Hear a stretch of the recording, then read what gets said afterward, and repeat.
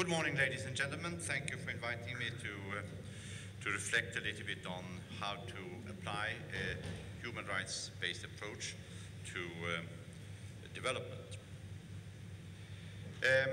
As usual, concepts of bordering philosophy, legality, is very often debated from the point of view of where it comes, the origin. I will make it very brief. Regarding the origin of human rights, I quote very happily Amartya Sen, who said that if we found out that there are no human rights, then it's high time we invent them. I think it's a very, very sophisticated, clear philosophical answer.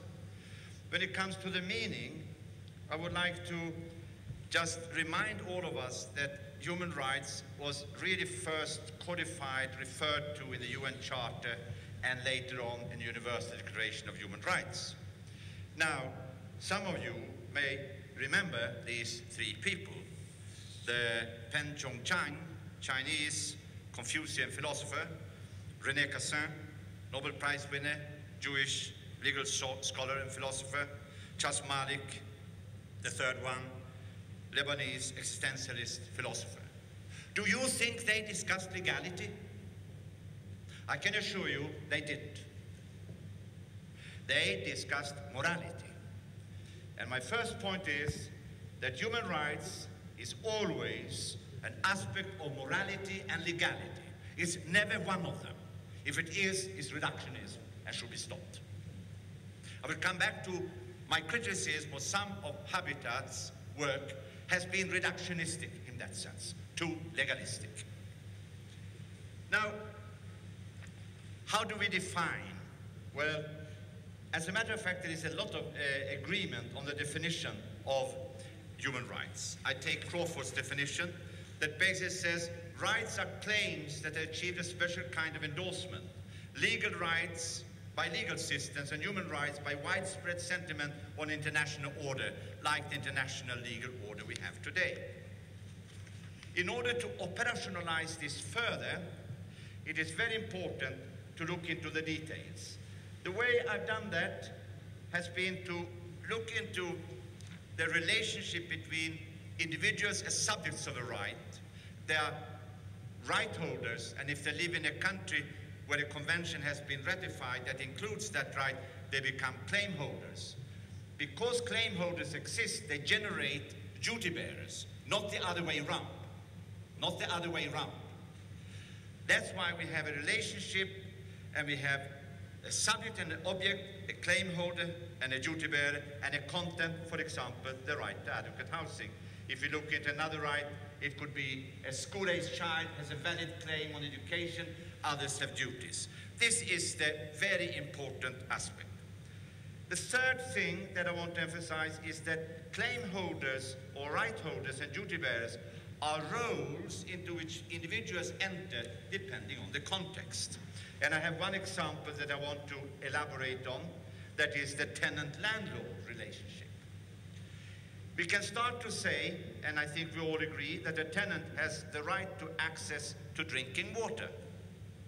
The landlord has the correlative duty to ensure the availability of drinking water. He's a primary duty bearer. But the landlord may not be able to meet his or her duty, because his or her valid claim on the water authority to provide water is not respected. So he or she is now a claim holder, and the landlord is the duty bearer. The landlord, a tenant,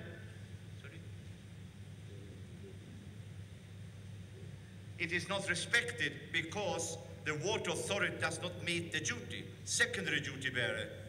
However, we might even have it more complicated. The water authority cannot meet its duty because the government has divided all the drinking water to the wealthier part of the city.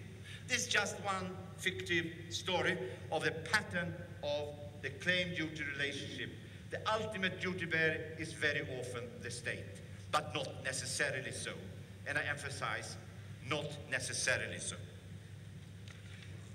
We talk in human rights discourse about different types of obligation or duties. I just summarize them by name the obligation to respect. For example, forced eviction, the state should not itself be the actor in evicting people illegally. Similarly, the state has an obligation to protect third parties to do the same. And the state also have the obligation to fulfill, to facilitate and provide, for example, if people have been evicted, to provide compensation. This is just a simple example. This is penetrating the whole human rights discussion today. Respect, protect, fulfill. It started with education and health, but is now used in many, many different other sectors. Let me then come to the core of my brief presentation, the human rights-based approach to development. And I do that by first reminding us that in whatever way we define development, it will always consist of a desirable outcome. And if we talk about an outcome, and we don't believe that it comes out of nowhere, there is a process behind that outcome. So in the most elementary form, development is efforts through a process to achieve desirable outcomes. We may have this type where, for example, an agency like UNICEF, I worked whole life in the 80s, managed to see a country immunize children, and then after 3 years it fell back because the process was not sustainable and sustained. We can have NGOs who work, like I know from many countries, 5, 6 years in 3 villages. The country has maybe 400,000 villages, so the outcome is insignificant, but the process is very good. So the idea thing is always to try to have a simultaneous strengthening of a viable process to achieve sustained, desirable outcomes. I think we agree on that at that very generic level. I don't need more sophistication to define very precisely a human rights-based approach. And that lies in the fact that in human rights, we talk about human rights standards.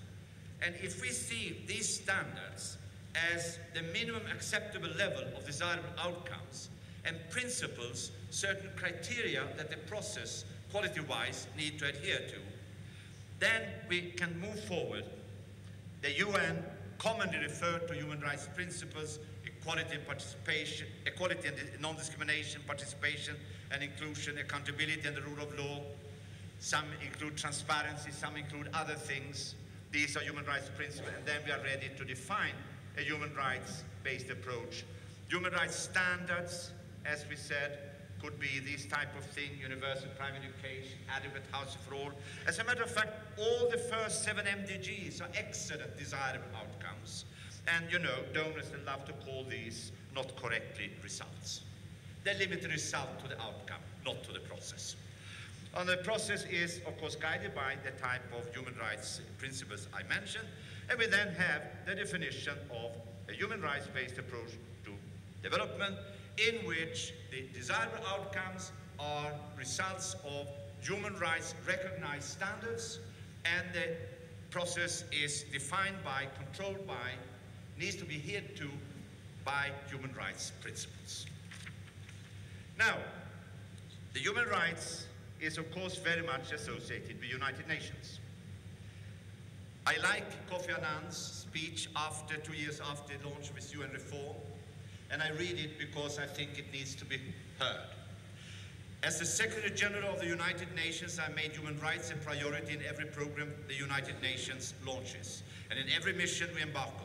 I've done so because the promotion and defense of human rights is at the heart of every aspect of our work and every article of our charter. Full stop. It was Kofi Annan who had the privilege after the Cold War to go back to the UN Charter and the Human Rights Declaration to revive the human rights-based thinking in the human rights organization, gotten their name United Nations. The UN Common Understanding was a unique agreement among almost all UN agencies on what this would mean. I made it very brief. I say it means that in a program we make a situation analysis, and we have to focus on those problems that actually mean a non-realization or a violation of a human right. That should guide our what to look for. Second, we have to identify the pattern of human rights in that particular context. Who are the right holders with valid claims, and whom are the correlative duty bearers? That is the pattern analysis. And then we have to Look, why do claim holders not manage to claim their rights? Lack of capacity. Why do duty bearers fail to meet their correlative duties? Because of lack of capacity, a capacity gap analysis. The rest is common sense. A program, of course, addresses to everybody that the focus must be to build capacities such that claim holders can claim their rights and duty bearers can meet their duties. That's it. It's not more. That's it. That's a fundamental. Each context will call for different things, but in generic, that is it. Let me say a few words about adequate housing. We all know that that is enshrined in almost every covenant and every basic document. The Universal Declaration makes it very clear that the right to housing is a part of livelihood, standard of living, it's part of standard of living like food, health, etc. But if I look at WHO and health, if I look at FAO and food, the right to food, if I look to UNICEF, the right of children, UNFPA, the right to women, Habitat, the right to adequate housing. Ladies and gentlemen, it's not the same. Let me be very clear. You are behind. And I will try to explain this, but it's a very big difference in how far the agency has come in adopting a human rights-based approach. Almost, as I said, there are so many treaties that have referred to recognize the right to housing. I just mentioned the most commonly, and I assume that you know the acronyms what they stand for. There are so many declarations, and I'm sure that you have it in your reading file, and I suggest you read them again, because this is very good documents, very good documentation, and really, we don't need to rewrite much of it. We need to reread it and to discuss it. That is really what is mentioned. I like very much general comment number 4, and general comment number 7 is genius. It's one of the best general comments ever written. It's not just a roof over one's head, it's about adequate housing. And as a human rights activist, I love this statement. It should be seen as the right to live somewhere in security, fine. In peace, fine. But dignity. If there's one word that someone said, you have to have a speech about human rights and you have only one word, I would stand up and say, dignity. That's it. That's extremely important to keep in mind. Of course, you're all aware that this means freedoms, entitlements, dignity, and avoiding forced eviction. So allow me to say a few words about forced evictions. This is the definition. I don't need to read it. I think most of you know them by heart, and I have to hurry up a little bit to come to the final. It's very important that unlawful forced eviction is such an obvious human rights violation, but it's also the violation that at the same time is one of the most tolerated human rights violations. It's a mystery for someone who has not worked within this area. I can assure you that.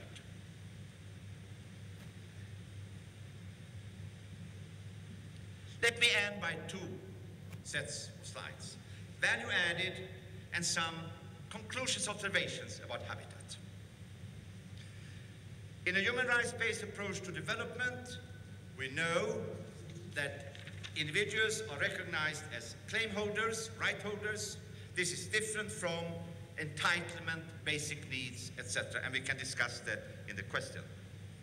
Human rights-based approach to development requires attention to both outcome and process. Human rights can be used to challenge power. The approach can promote the rule of law, reduce impunity and corruption, increase access to justice. This is based on experience from many other areas. The human rights-based approach gives more attention to exclusion, disparity, injustices, addresses the structural causes of the problem, gives more attention to legal institutional reform, and there is an international monitoring system. It implies strong accountabilities, not just promises, rules out many trade-offs that so-called economic theory would allow, and development assistance, ladies and gentlemen, very important, is no longer charity, but an obligation of the international community.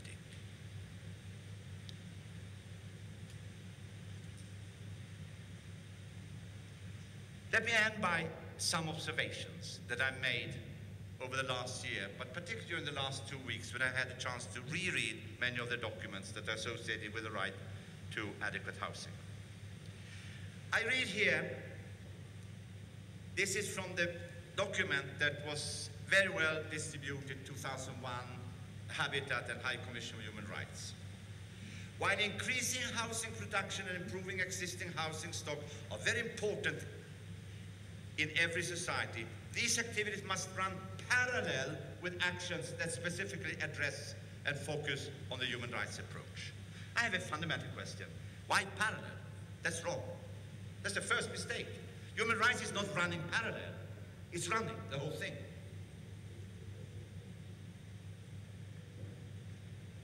The right to be protected against forced eviction has really both economic, social, cultural rights aspects and civil political rights.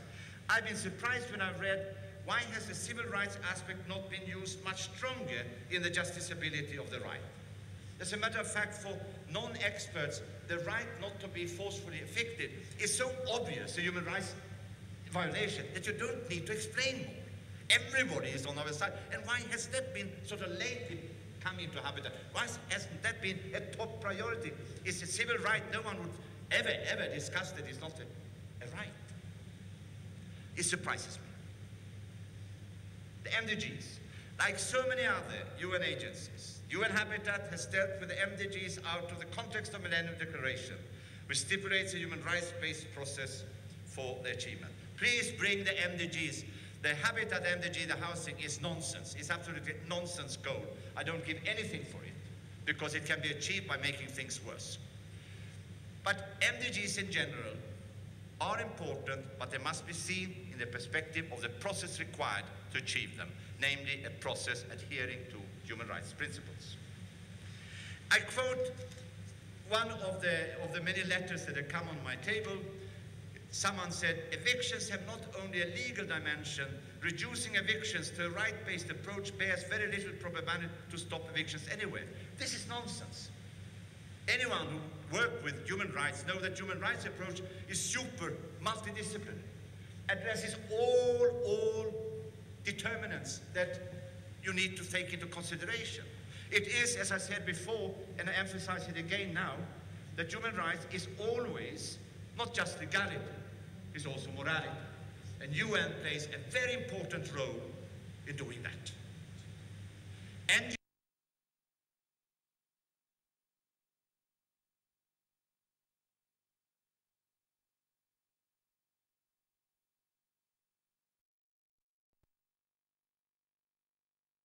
particularly senior staff is often more reluctant than government staff to adopt and use a human rights-based approach to development.